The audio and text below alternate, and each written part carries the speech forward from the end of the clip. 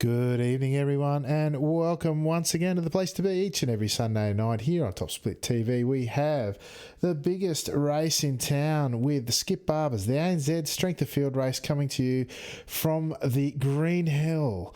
Nordschleife itself, 3 laps, 160 odd turns per lap, and nearly 250 drivers signed up, making 13 or so splits tonight. Plenty of action ahead. Welcome, I'm your host Alex McKellar, and joining me once again is the chaotic one himself, Mr. Corey Steinhauser. Corey, a big night of racing here ahead of us again. That's exactly right, Alex. We are at the biggest track on the schedule, and we should be seeing some awesome drama from the track that is mostly affectionately known as the Green Hell, as the way that Mr. Jim Clark used to describe it. It should be a very interesting race. Got a couple of people that we've got to watch out for, including Hakan Grebstad and Ben Snell, finishing within the top 3 in the previous race. So it should be an absolute cracker, Alex. Yeah, absolutely. As the warm-up time runs out, we've only got about a minute to run through the grid, so we're going to do that right now. Mr. Grebstad for Team Ovaltine on pole with an 8:01.2. Fantastic time. Solo qualies in this series, of course, at this week. Simon Edwards from UK9 P2. P3 went to Team Milo's Ben Snell. Great to see him back in the series. P4, Adrian Farinas Rodriguez from Iberia. P5, Mark Beckhouse. P6, UK9's Ollie Peacock. Sebastian Schultz joining us in P7 tonight. Raphael Renhofer back again for another run in P8. Timo Vascalampi from Finland in P9. Thrustmaster Bivano Racing's Enzo Canto in P10. Toshimas Hanada in P11. Russell Clark, the boss man of Team Milo, in P12. Was quickly go over the page. Kevin Henderson for ANZ in P13. Lucas Jarrett joins us once again starting from P14 tonight. 15th off the grid is Severi Sepai, 16th John Skoltz, Just Yonk in 17th, Christian Hengst, Ian McFadden rounding out your field tonight as we try and get ready in time. Oh, that's a terrible camera angle, I tell you. Hang on. Mr. Grebstad, someone give me a camera angle with a car in it, please. There we go. Red lights mean rev. Green lights means go, and we are away for the first of 3 laps. Three, 4, nearly 500 corners here tonight around this monster circuit. Corey, what are you expecting as the drivers get underway? Well, Alex, the first lap on cold tyres is definitely going to be a bit of a hazard for these guys, especially with some of the high-speed sweeping corners that the first 10 or 12 sectors provide. And we start off with this technical section, which really puts these cold tyres to the test. 3rd gear for most of the way through here, 4th if you're brave. And these drivers look like at the moment they're getting through it quite nicely, Alex. So hopefully we can keep everyone on track and have everyone there or thereabouts for when we get to that big back straightaway heading down to the front straight. Well, there's a few straights around here, plenty of corners, as we said, but we have got pretty much line astern here throughout this field of 19 cars. Everyone's seemingly hanging on to it, and the cold tyres yet to claim any victims as they run down the first of the very long straights here. There's a left-hand kink coming up, which will really test you early on. Line astern, we've got the front few drivers now who are breaking away already, Corey. There's about 6 or 8 cars there who've run away, led by Mr. Simon Edwards with Grebstad tucked right in behind, Corey. Yeah, that's right, Alex. And Edwards managed to get that move as they were heading towards that particular hump you were talking about at the left kink. And it looks like at the moment he just wants to be in control. As you said, it's about 6 cars, which I can just confirm now in the second pack.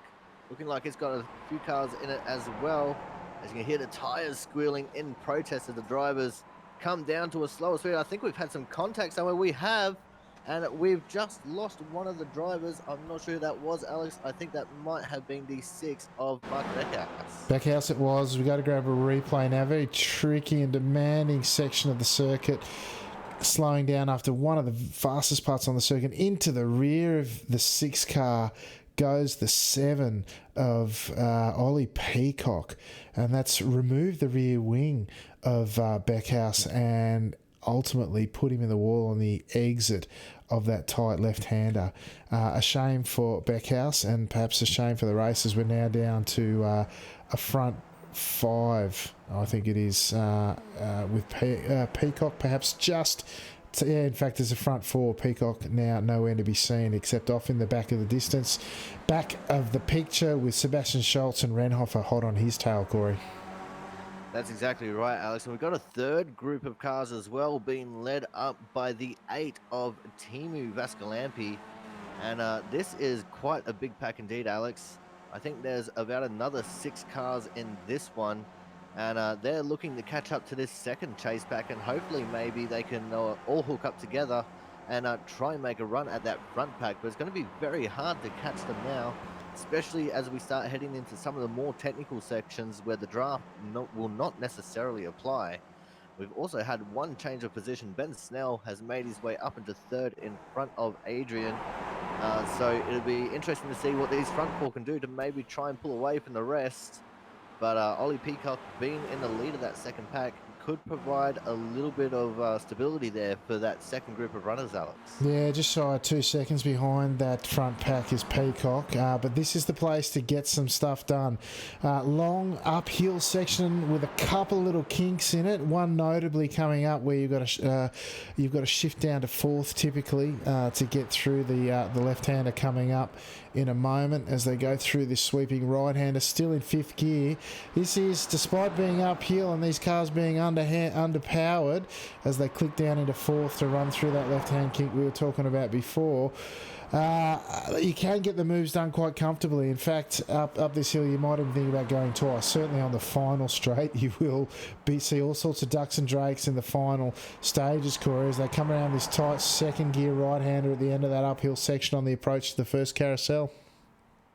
And the first carousel will definitely be a test of these drivers, Alex. It is very heavily banked. I think it's somewhere in the region of about 30 degrees as the cars tilt into the corner there.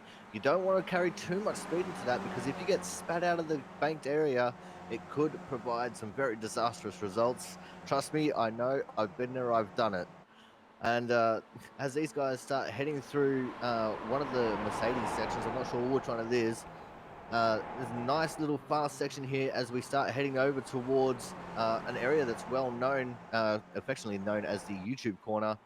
These guys are still pushing very hard, but it looks like Edwards and Grebstad are starting to build a little bit of a gap over Snell. It's not much, but it's a little bit noticeable here. Snell grabbed a whole lot of curb and grass there, Alex, on that right-hander.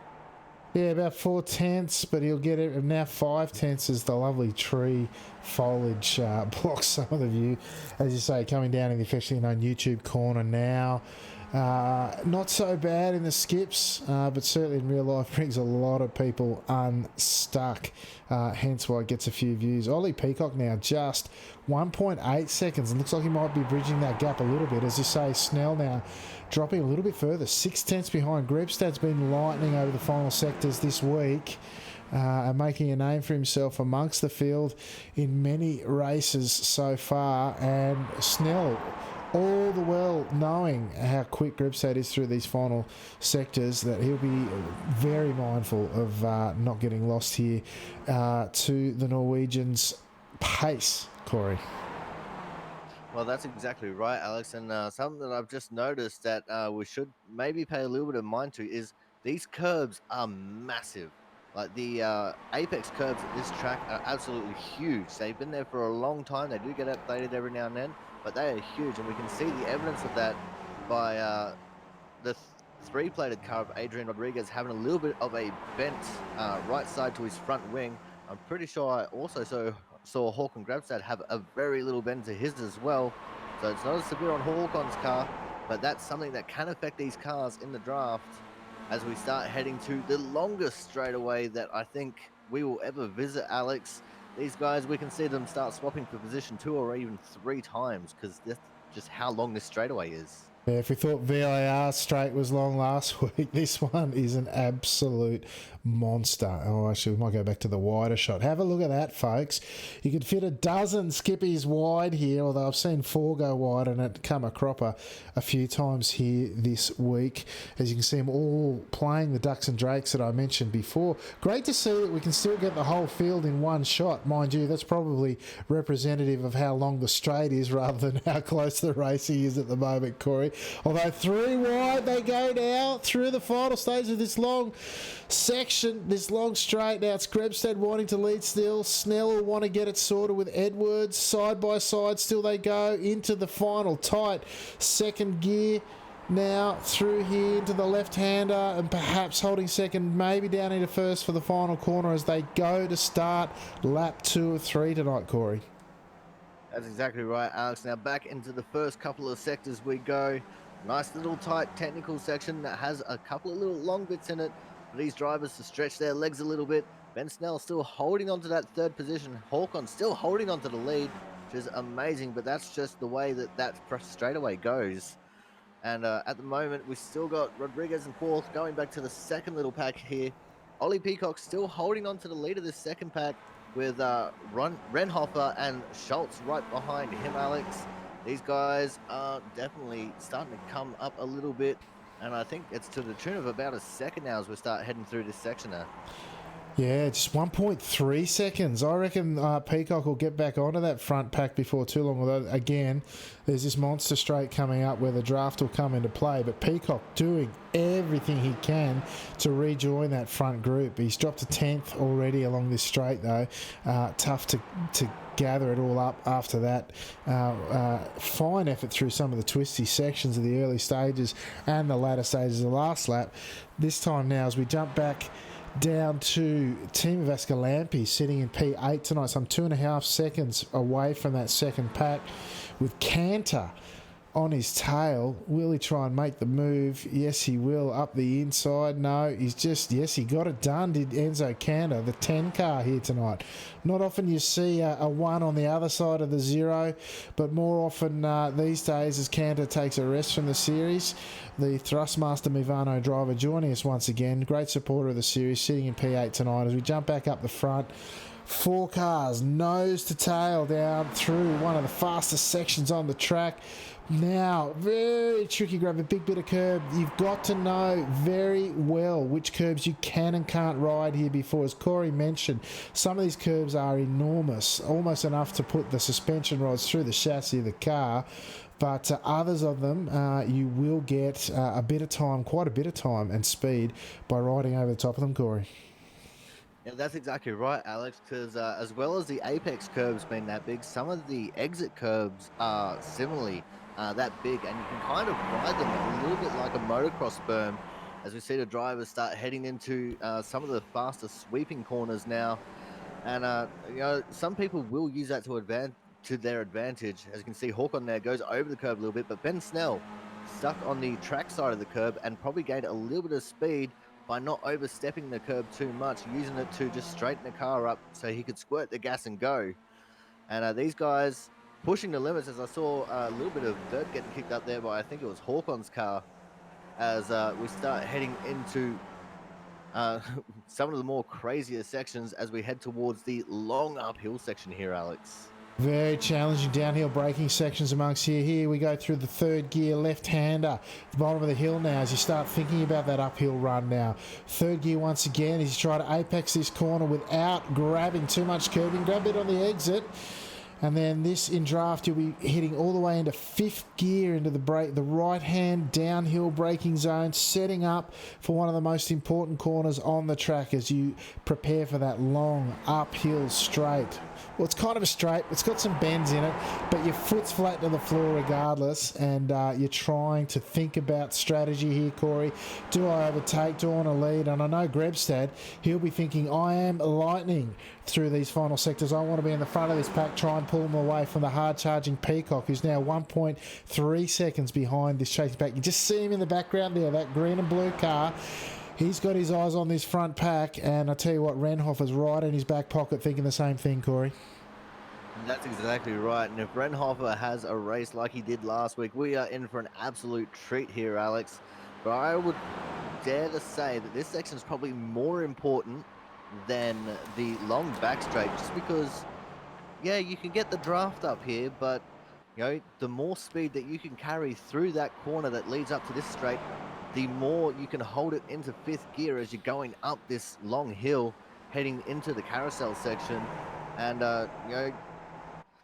yeah, the big long back straight's important, but you got a lot of draft there that you can use to your advantage. If you get overtaken, you can get right back in the draft and overtake old mate that overtook you. And I'm just about mincing my words here, so I'm going to throw it back to you, Alex, as these guys have just now cleanly made it out of the carousel. Renhofer now, 0.8 of a second and closing 0.6. We have a pack, folks. We've got 7 cars, and they've done that pure pace alone. A little bit of strategy in that uphill section. Grebstad with an 8:01 quali time is no slouch leading him off of pole here tonight and leading the race, can I tell you? But Peacock and Renhofer have run this pack down, and now we have 7 cars fighting for the win with about a lap and a half to go, or just under. The question is, some 4 seconds behind, you got another pack there, Cantor, Vescalampi, and Clark, the boss man of Team Milo, tucked in behind there. Not sure that they can get this one back, but up the front nonetheless. 7 cars duking it out. I'm picturing 3-4 wide on the run down that back straight, or that final straight on the last lap. Corey, what do you reckon? I definitely think we'll see at least 3 wide, Alex. And if the warm-up race to this one's anything to go by, I reckon we'll see Ben Snell right over on the right side of the track, looking to try and close off the hard right-hander that goes into the final couple of corners, because that just seems to be the place where he favors the most. We saw it on the previous lap, actually. Ben Snell sitting over on the right side of that track, which is effectively the inside line, even though there is a little bit of a left-hander kink towards the end of the straight. But these guys now heading down towards the famous YouTube corner. I don't think we've gone through it yet, but I could be wrong, as we go into this very fast section here. It doesn't look like it's too terribly fast, Alex, but you're in 4th gear for most of it. And these guys now heading down towards that infamous long back straight.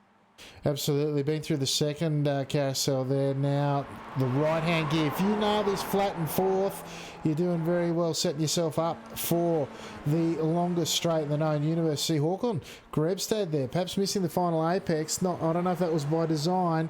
As we see Edwards now all over the back of him, already using the draft. Now, he will perhaps get swallowed by this trailing pack of 3 cars. Look at him line astern. I expect this to get very interesting as they jockey for position at the front of the train for the final lap there. You've got Renhofer and Peacock making it 2 sets of 3 wide, not 2x2, not Noah's Ark, but 3x3 they go on the run down into the braking zone. Not even yet. They got to go. Oh, he's moved left and right there, Peacock. There's no way through there. Surely Grebstad and Edwards making sure there's not a Skippy's gap to get through there. I'm not sure if they went forward there. They're back to Noah's Ark style as they try to get it settled. Don't kiss too much of that curb on the inside, boys. It'll spit you out into each other, and that'll be all she wrote. But no, we are back 7 deep now. 6 deep, I should say. To get across the line for this start of this final lap, Corey. I tell you what, they held their cards pretty close to their chest there, but I expect if there's still 6 cars here at the end of the next one, it won't be quite so gentlemanly. Well, that's exactly right, Alex, and we were 4 wide. I did see that Ben Snell pulled out of it first and made it go back down to 3 wide.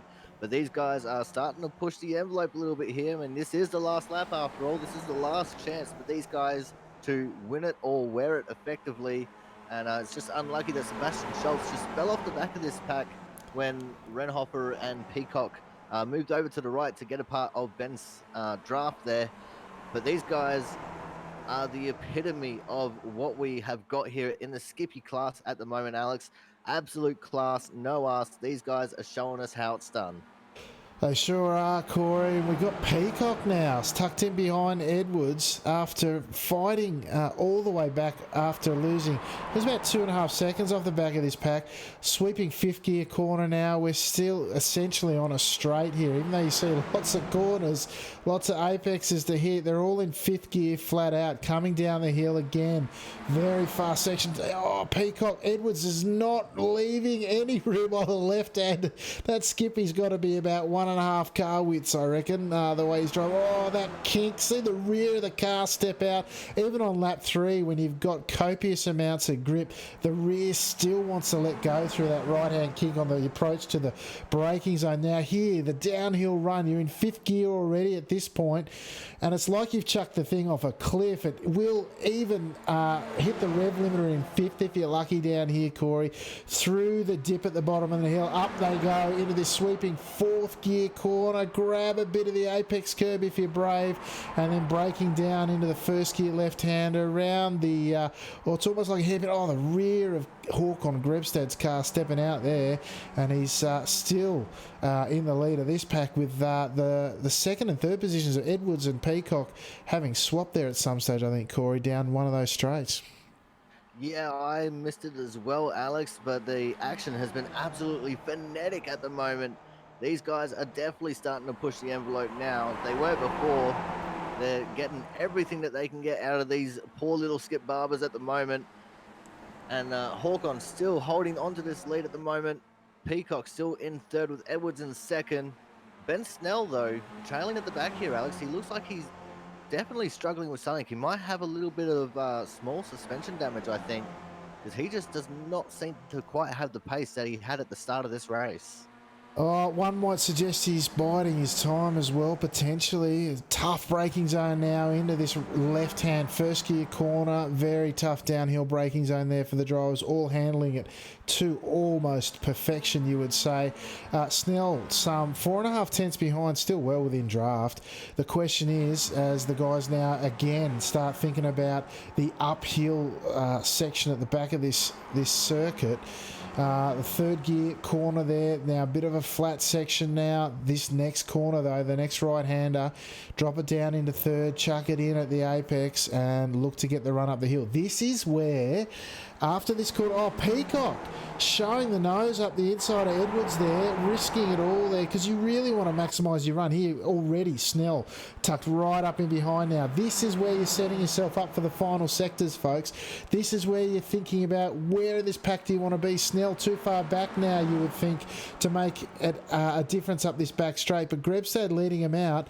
Edwards now showing that he's going to, is he going to defend that second position? Peacock now side by side. You got Rodriguez, the 3 car. He's wanting to get involved as well. They've got to come up. Oh, are they going to get through there all right? Yes, they are. 2 by 2 now. You got Peacock and Edwards thinking about with Rodriguez. This fourth gear kick. They can't get through there side by side, surely. No, they have Rodriguez using every bit of the track and more. Snell right in it again, Corey, as they, oh, I'll tell you what, we all need to take a breath into this braking zone coming up here, Corey. We don't want to lose the race quite yet. Oh, that's exactly right, Alex. And these guys will be wanting to get back to single file before they get to the carousel. As I said, outside bad, inside good. But these guys are definitely pushing the envelope a bit, going up that hill. 2 by 2 in the fourth gear section is absolutely nuts. And I reckon you might be right, Alex. I think that Ben Snell might actually be waiting for that long back straight, because that's where he's going to be able to gain the most advantage. And that's probably where we'll see a little bit of drama as we go to wrap up this final lap. But anyway, coming out of going up this little uphill section before we start heading into the technical high speed section, these guys are all line astern at the moment, Alex, and it looks like Håkon grabbing a lot of exit curb there before he turned into the corner. These guys are absolutely pushing the limit, Alex, and we're starting to see evidence of that by everyone just stepping their rear tires out much further than what we've seen in the previous 2 laps. Absolutely. This long technical section, as you say, quite a lot of fourth gear. Maybe grab a bit of third there for that right-hander.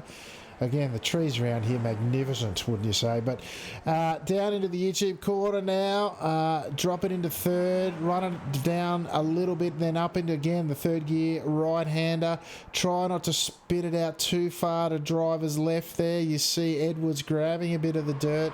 Maybe hang on to third through here, second if you want to just punch it a little bit and get that little bit of extra rotation. But now, Corey, the question for you and the viewers at home is, you got Snell sitting there in 6, Grebstad in P1, the Ovaltine-Milo rivalry, how's it going to play out in the final stages? Well, I'm not too sure, Alex. In the last one, I do believe it was the Milo that came out on top in the warm-up race. This time, with them being at the opposite ends of the spectrum of this little battle pack, it's going to be hard to call it, but one would have to suggest that Ben Snell's probably in the best position to take out the chocolate malt drink challenge, as we like to call it. But we'll find out here in a second as we go through, come up to the final carousel section, onto the long fourth gear right-hander. As you said, if you're not flat out, then you're not going to be doing too well on the main straight. But the draft can also pick you back up. It's time for these guys to put all their chocolates on the table, Alex, and see who's got the most of them. And I'm going to leave it for you to call the end of this race. Thanks, Corey. We've got the longest straight in the known universe. As we said before, they found out Snell really having to go early, others thinking about holding off and playing a little bit of mind games on the run down this back straight. We've got Edwards on front, Peacock in second, Grebstad in third. Fourth, Rodriguez. Snell already up one position with Renhofer on the tail of this pack. The weaving has started. The games have started. Oh, there's no gap there. Grebstad, Rodriguez, they're out. Snell continues on the back of the Peacock. He's wiggling and wobbling all over the place here. Renhofer now splitting him. It's Snell. Snell's come through the pack from P6, Corey. He's now on the front here with Renhofer. Side by side they go. Don't spit on the rear of the Milo car. Stepping out Peacock. Wanting to have a look here. Snell. Oh, there's contact. Snell and Renhofer are gone. It's Peacock. Peacock and Edwards, the UK and I drivers coming through with Rodriguez. It's Ollie Peacock taking his maiden win here at Sunday Night Lights with Edwards and Rodriguez rounding out your podium. I think we need to go back about 30 seconds or so, Corey, and check out what's happened here in the closing stages of this one. I think, in fact, we might even go a little bit further back to see what happened to Grebstad there. So here we are on the back straight. We see Grebstad, line astern, Peacock and Edwards. You got Grebstad, Rodriguez. Look, there's no gap there, is there? You look, he's trying to make the room there between Edwards and Grebstad, and he's just moved across onto Grebstad there and put the Norwegian wheel off into the wall. I don't know how he's... Oh, there's a little bit of extra track there, Corey. Rodriguez fingered at the side of the nose, saying, I know this track better than most, and he's crabbed a bit. He's hip and shouldered Grebstad into next week, and he's hung on to it and kept going. And as we fast forward now a little bit forward, this is where I thought Snell was in the money seat. Side by side, 3 wide with... with Renhofer and Edwards, I think it was at the time. And as they run up, this right-hand corner coming up here is where you've really got to watch that inside curb as they're about to go through there now, because it'll spit you out just like an off bit of cheese or something. And look at the rear of Snell's car. He's counter steering like you wouldn't believe. You'd think he was out on one of the drift tracks. And he's hung onto it, though. Plenty of grip in this at this stage of the race. Oh, and then you see Renhofer. He's been kicked out by that curb on the inside. If we'll just go back that little bit there, as you see the apex where the 202 sign is there, you see Renhofer's car get kicked by the inside. There is a bump there, and that spat him out into Snell. And Snell, I tell you what... He was cheers to tears there. He had that one in the bag. That little bump has pushed Renhofer out into him, and that's put them both off into the wall. Oh, the frustration. And then you see the 2 UK and I drivers go through on the inside, and Peacock, after having that early incident, has gone through to take it from his compatriot, and Rodriguez Rodriguez has come through to take the final podium, Corey. I tell you what, there was some action in those closing stages, wouldn't you say? Indeed, there was, Alex, and I can also confirm that Team Milo have won the chocolate malt drink challenge for this week, with Russell Clark finishing in P7 there. Unfortunately, both Håkon and and Ben Snell, sorry, unable to finish the race. Ben actually got beached on one of the curbs with three wheels on his wagon, but absolutely incredible racing there. And the fact that they left it all for that final lap, the final sector of the final lap, to start decimating each other, uh, that just speaks volumes for these drivers, because that could have very well gone wrong earlier in the race, Alex. Yeah, well, it's been a bit like that this week. This week has been incredible in terms of participation. I mean, we saw 13 splits here tonight. Amazing. But we are focused here on tonight's split, and let's this top split here. Let's see what the results ended up being here for round 6 at the Nordschleife. We had Sunday Night Lights, season 19.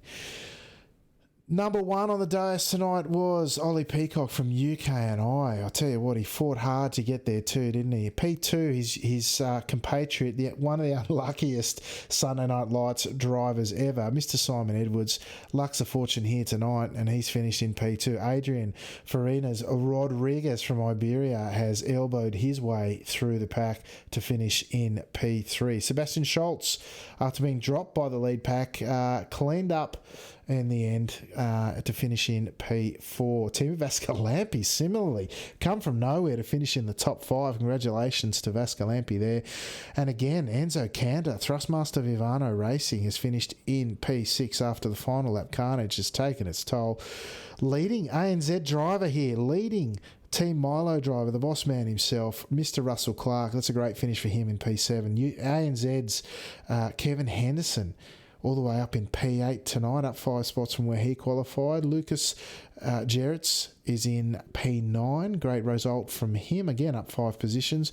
Team Milo's John Scholz, all the way up in P10 tonight. And Severi Sepae, I'll tell you what, that's a 3 on the end of his name, folks. I don't know how you pronounce that. In Finnish driver at P11. P12 tonight, UK&I's Ian McFadden. As we go over the page, we have Toshimasa Hanada, the Japanese driver who still hasn't got the correct flag, mental note, P13. P14 was Marcus Beckhaus after that early incident with Ollie Peacock, left him without a rear wing and in the fence. P15, Team Ovaltine's Håkon Grebstad, licking his wounds after dominating much of proceedings here tonight, and unceremoniously dipped into the wall in the final stages. P16, Christian Hengst. P17, his countryman, I should say, Raphael Renhofer, who again, just that little bounce off the apex of the third to last corner, costing him and the next person on our list, Mr. Ben Snell for Team Milo, big time. They were on for P1 and 2, no doubt. And Joost Jonk, one of my favourite drivers to race with, down 2 laps after an incident that we missed during the race, all the way down in P19. Strength of field here tonight, 39.66. Top of the week.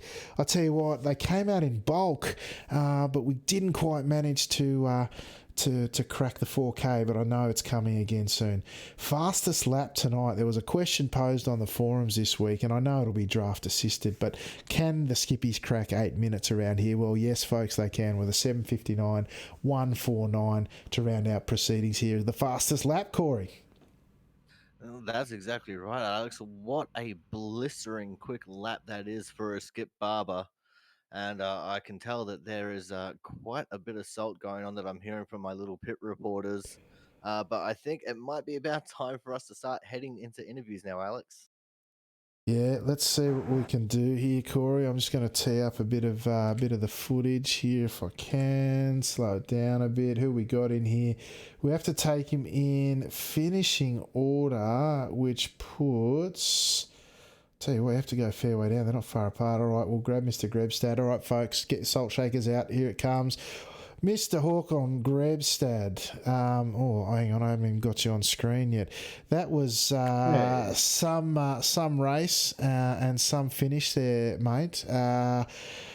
I tell you what, you're at the front for most of it, and I called it as a bit of a hip and shoulder into the fence there in the final straight. Quite disappointing, no doubt. Yeah, for sure. Definitely have a bit of a thing going with Adrian at the moment. We had a little tussle a race ago as well. Yeah, I'm not too happy with him, to be honest. Um, there just wasn't room for that, and he just goes for it anyway. But yeah, good race up until then. Yeah, mate, it's been good racing for you, I think, here throughout the week. Plenty of pace, particularly through those final sectors, and hopefully a hatful of good results nonetheless, yeah? Yeah, for sure. I'm up like 900 I rating this week, so it's been a good week for me. Yeah, 900 I rating. You can't complain with that. That's for sure. But certainly, hopefully, that's some pace that you can carry through the remainder of the season. I know you've been finding the transition to the new time model and such a bit difficult, but certainly looks like you found your stride now, mate. But hopefully, things will be on the up in terms of results as well in the remaining half of the season. Now, anyone you'd like to give a shout out to tonight, mate? Yeah, just you guys and everyone that rocks up every week. It's the race of the week for. Yeah, well, it has been tonight, mate, and all the more for having that famous chocolate milk drink rivalry in there. And I think, unfortunately, we have to, from your perspective, doff the hat to Team Milo tonight, who took it out with Russell Clark finishing on front. Although I tell you what, you guys had it stitched up until that final straight, at least, anyway. Yeah, there was always going to be craziness on the final straight. I was hoping that I could avoid that kind of stuff, but Adrian, man, he just pushes himself forward. I'm going to stop. Sorry. Yeah. All right, mate. Well, thanks for joining us again, mate, and we'll talk to you in the coming weeks. Take care, Alex. Yeah, Corey, Mr. Grebstad there. Beautiful footage there from the rear of his car looking back at some of the action from the opening lap there. But, no surprises there that she was a bit rough and ready in that final lap, yeah?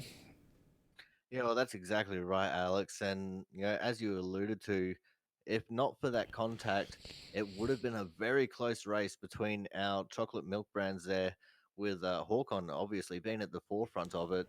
But it's unlucky, but that is a part of racing. Accidents do happen, whether they are malicious or not. They are still accidents. But hopefully, looking next week towards Spa, Hawkon can start getting on the up and up again and have a good result there. Yeah, absolutely. As we bring up our second interview for tonight, Mr. Ben Snell, great to have you back in the pack, mate. Just to tell you what, I thought you had that one stitched up at the end, and then Renhofer on the inside just caught that inside bump and spat out into there. I bet you had this grin just vanish from your face. Oh, no, I was grinning the whole time. It was good fun. Thanks for having me back. It's been a little while. I've been having some busy Sundays, which is a really odd thing to say when we're in the middle of a pandemic and everyone's sitting at home most of the time. But it's good to be back. This track has been an absolute cluster the entire week. All about trying to stay in that lead pack and then trying to figure out what you're going to do in the last two corners. But unfortunately, I got the strategy right and you got the execution wrong tonight. Yeah, well, I don't know. Like, the strategy was interesting. We were just thinking, sort of reflecting on, can 6 go to 1? And I got a really pleasant surprise to see that it could actually happen. And then there's just a couple of curbs and bumps on the run through that final section, which I think without things would have been a little bit different. I mean, obviously the incident with Grebstad notwithstanding, that bump on the inside, everyone avoided the right hand curbing on the run into the final corners, which can throw another sort of spanner into the works. But just I was disappointed to see that, and then the pack go from 6 down to 3 in the end, just through misadventure, as it were. Yeah, that's it. Obviously watching a lot of DJ streams this week, we know how deadly that right hand curb is. So I made sure I did my best to avoid it, and I got a little bit of sideways action through there as well. But unfortunately, like we went really deep into that last turn. Like I was probably questionable whether I would have pulled it up myself, and there was a little bit of a netcode touch, and that was all she wrote. So it is what it is. Thankfully, not being around so much, I'm not fighting for a championship or anything like I ever would be. But it's just good to go out and have a bit of fun and not worry so much. That's it. That's what it's all about, with the esports these days taking over the world and getting people out there on track is what we're all about. And to have, nearly 250 drivers rock up for the race here tonight is a fantastic representation of the fun you can have out there. And I think the big grin on your face probably says that as well. So congratulations on an enjoyable return and a great bit of action out on track there tonight, mate. Anyone you'd like to give a shout out to? As always, big shout out for you guys for putting on the broadcast. The races that I haven't been able to attend, I've definitely been watching. So it's been great action all season to watch. And of course, big shout out to the guys at Team Milo. Go Team Milo indeed. All right, thanks, Ben. We'll talk to you in the weeks to come. Cheers, guys. There you go, Corey. That was Team Milo's Ben Snell. Fantastic to see him back out there on track. He's had a bit of injury and a bit of stuff going on, but it's great to see him back on. Look at that rear wing flapping around there of the green liveried VDR Team Milo car. Great camera shot there again. Well, mate, that's the end of quite an exciting week of racing here at Nordschleife. Plenty of action next week. I think we're off to Bell Island, if I'm not mistaken. That in of itself will be quite an adventure. Yeah, well, that's exactly right, Alex. Belle Isle, one of the tightest tracks that we've got. A full dedicated street circuit. Oh, hang on. I called it wrong. Sorry, mate. We're off to Spa. Quite opposite. Yeah. Open flowing draft and lots of pack racing there too, I'd imagine.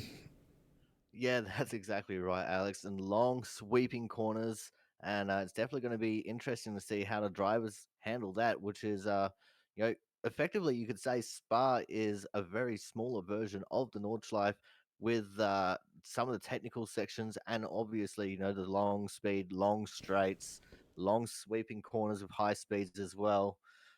So we'll forgive you a little muff up there, and we'll just continue on. But it's been a great broadcast, a great race, and GG's to Russell Clark, the boss of the Team Milo Bullring there, not only bringing it home for the chocolate drinks, but also being the first Oz NZ driver across the line, Alex. Yeah, great result for Russell there. Absolutely. Now, what do you got lined up for the coming week, Corey? So on Wednesday, around about 12 p.m. Western Standard Time in Australia, GMT +8, over on my Aussie Sim commentator channel, twitch.tv/Aussie_Sim_commentator.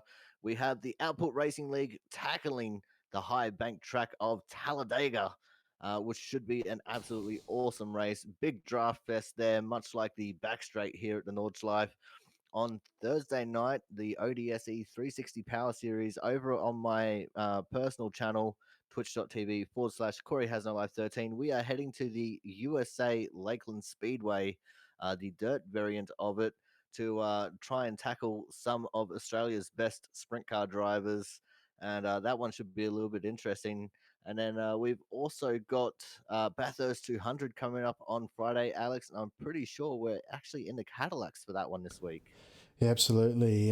We'll be there in force. Hoping to get the stream up this coming week, although I had some problems on Friday night. Otherwise, it would have been all skips at Bathurst, which was, I'll tell you what, some of the racing there was fantastic. Great to be in the cockpit for that one.